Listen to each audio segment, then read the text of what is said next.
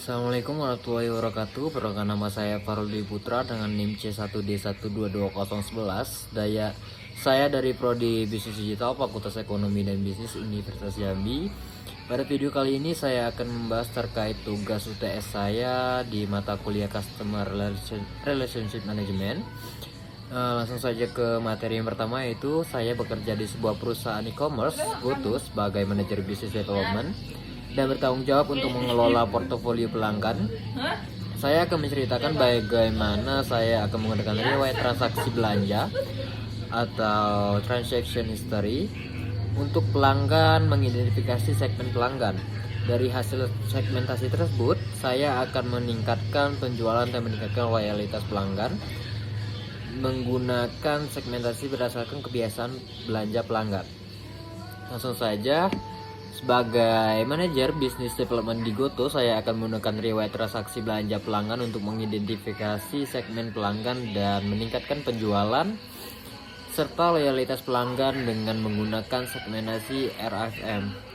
Langkah yang akan saya lakukan yang pertama adalah mengelompokkan pelanggan dalam beberapa kategori. Yang pertama ada pelanggan VIP, pelanggan yang sering membeli dan menghabiskan banyak uang per pembelian. Yang selanjutnya adalah pelanggan potensial. Pelanggan ini yang belum sering membeli atau menghabiskan banyak uang per pembelian.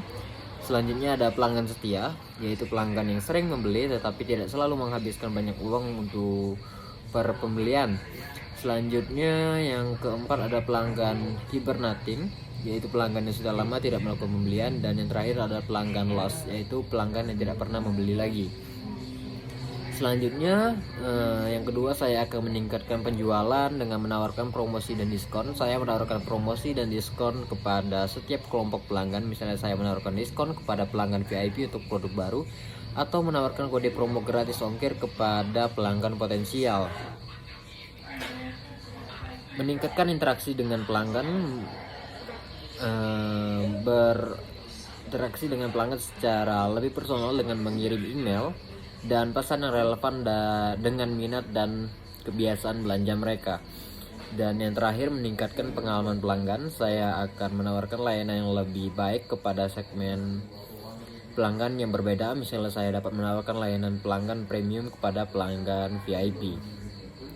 Dan yang terakhir, saya akan meningkatkan loyalitas pelanggan, yaitu dengan memberikan reward kepada pelanggan. Saya dapat memberikan reward kepada pelanggan atas loyalitas mereka, seperti dengan menawarkan poin reward atau akses ke program VIP. Selanjutnya saya meminta feedback pelanggan. Saya dapat meminta feedback dari pelanggan untuk mengetahui apa yang mereka sukai dan tidak sukai dari GoTo. Feedback ini dapat digunakan untuk meningkatkan produk dan layanan. Dan yang terakhir adalah membangun hubungan dengan pelanggan. Saya dapat membangun hubungan dengan pelanggan dengan mengadakan acara dan program khusus.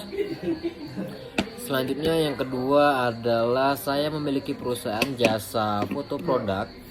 Pelanggan saya adalah UMKM yang menginginkan foto produk kualitas bagus yang akan dipasarkan di toko online atau e-commerce.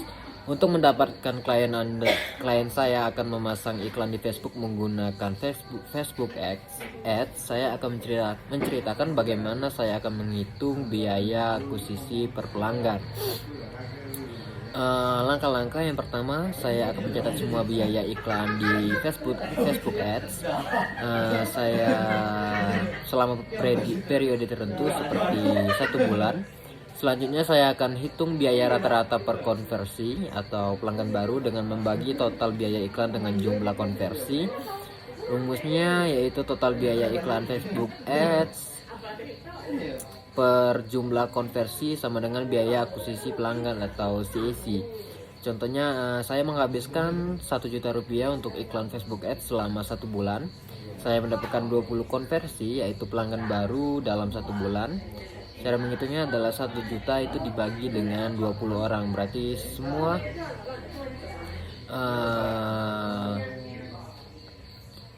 hasilnya yaitu 50.000. Yang selanjutnya adalah saya bekerja di maskapai penerbangan Garuda Indonesia sebagai manajer customer loyalty. Program yang akan saya usulkan untuk dijalankan perusahaan supaya customer tetap loyal menggunakan Garuda Indonesia. Yang pertama saya akan memberikan lebih banyak fitur, lebih banyak nilai, Saya akan memberikan lebih banyak nilai tukar untuk penerbangan upgrade dan reward lainnya.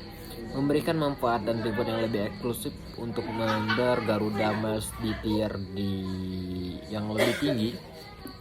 Selanjutnya saya akan memberikan manfaat dengan reward yang menarik untuk menarik dan mempertahankan pelanggan muda. Yang selanjutnya saya akan memberikan manfaat dan reward kepada perusahaan yang sering menebarkan karyawannya dengan Garuda Indonesia. Dan terakhir saya memberikan pilihan check-in online, mobile check-in, dan kios check-in di bandara. Yang keempat, saya mempunyai ide mengelola kafe kekinian. Saya akan menginstruksikan kepada karyawan dan kasir untuk meningkatkan penjualan dengan cara cross-selling dan upselling. Saya akan menjelaskan dan mengilustrasikan apa yang harus dikatakan kepada karyawan ketika menerima pesanan pelanggan. Untuk cross-selling adalah teknik penjualan bertujuan untuk menawarkan produk tambahan kepada pelanggan yang sedang melakukan pembelian produk utama. Contohnya bisa berupa, Kak, kita punya cookies varian baru nih, atau varian ini cocok jadi snack pendamping untuk kopinya kakak, order ini. Untuk upselling sendiri adalah teknik penjualan yang menawarkan produk dengan harga kualitas yang lebih tinggi tetapi masih dalam satu kategori produk yang ingin dibeli pelanggan. Contohnya bisa berupa untuk kopi yang kakak pesan ini, kita punya size ekstra loh kak, lumayan banget kak, nambah 8 dapat 70 size dari size mediumnya kak. Tadi merupakan contoh yang dapat dikatakan karyawan kepada customer untuk berupa strategi dari upselling. Dan yang terakhir adalah saya baru saja ditunjuk menjadi direktur pengembang bisnis di Telkom IndiHome. Saya diminta untuk melakukan analisa SWOT untuk mengevaluasi faktor internal dan eksternal IndiHome. Dengan hasil analisa tersebut saya kemudian merancang rencana kerja dan meningkatkan bisnis.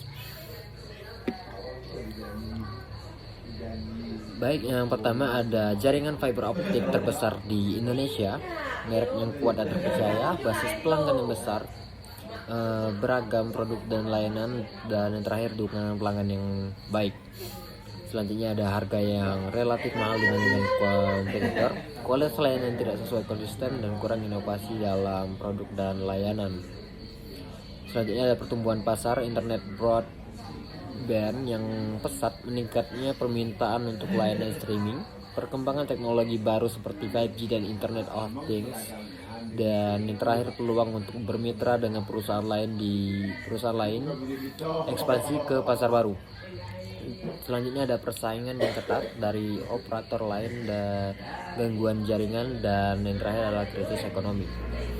Selanjutnya rancangan untuk meningkatkan kinerja bisnis. Yang pertama saya akan meningkatkan pelatihan karyawan untuk memberikan layanan pelanggan yang lebih baik, mempermudah proses pemecahan masalah bagi pelanggan, mengembangkan paket internet broadband yang lebih murah dan menarik.